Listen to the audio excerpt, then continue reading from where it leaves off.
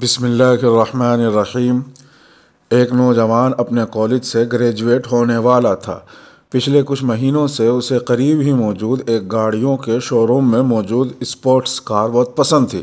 کیونکہ اس کے ابا جان وہ کار لے کر دے سکتے تھے تو اس نے اپنے ابا جان کو کہہ رکھا تھا کہ اسے گریجویشن کے تحفے میں وہی کار چاہیے۔ جیسے جیسے گریجویشن کی تقریب کا دن قریب آ رہا تھا ویسے ویسے نوجوان کا اپنے تحفے کا انتظار بھی اپنے عروج پہ جا رہا تھا۔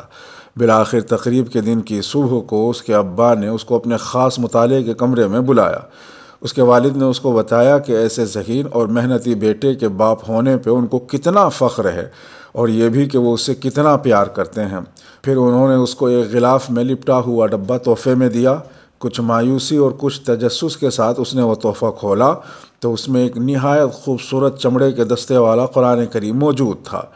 یہ دیکھنا تھا کہ غصے کے مارے نوجوان کی رنگت سرخ پڑ گئی اور وہ اپنے ابا پہ چلا اٹھا۔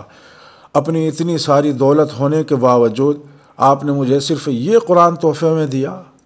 اور پھر وہ اس انمول تحفے کو وہیں رکھ کر نکلا اور گھر چھوڑ کر چلا گیا۔ بہت سال گزر گئے، وہ پلٹ کر اپنے ابا کے گھر نہیں گیا۔ اب وہ ایک کامیاب بزنس مین تھا اور اس کے پاس نہایت خوبصورت بنگلہ اور بہت اچھی بیوی تھی۔ اب اسے کبھی کبھی اپنے ابا کی یاد ستاتی تھی کہ وہ بہت بوڑھے ہو چکے ہوں گے اور شاید انہیں اس کی ضرورت بھی ہوگی۔ وہ سوچتا تھا کہ اسے اپنے ابا کو ملنے جانا چاہیے۔ اس سے پہلے کہ وہ اپنے ابا کو ملنے جاتا ایک دن اسے اطلاع ملی کہ اس کے والد انتقال کر گئے ہیں اور وصیت میں اپنا سب کچھ اس کے نام کر گئے ہیں۔ اس افراتفری اور غم کے عالم میں ابا کے گھر جانا پڑ گیا۔ جب وہ ابا کے گھر پہنچا تو اس کا دل غم کی شدت سے بھر گیا اور ایک پچھتاوے کا احساس اس کے سینے میں جاگ اٹھا۔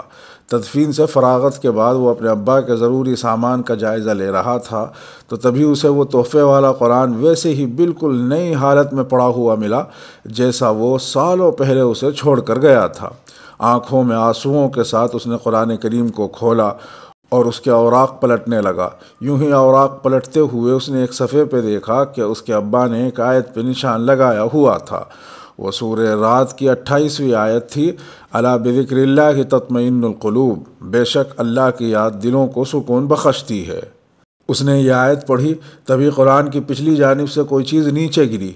وہ ایک کار کی چابی تھی، اسی کے پسند کردہ شو روم میں موجود کار کی چابی، رسید کے ساتھ۔ چابی کے ساتھ موجود رسید میں اس کی گریجویشن والی تاریخ لکھی تھی اور ساتھ ہی یہ بھی لکھا تھا کہ مکمل قیمت ادا کر دی گئی ہے۔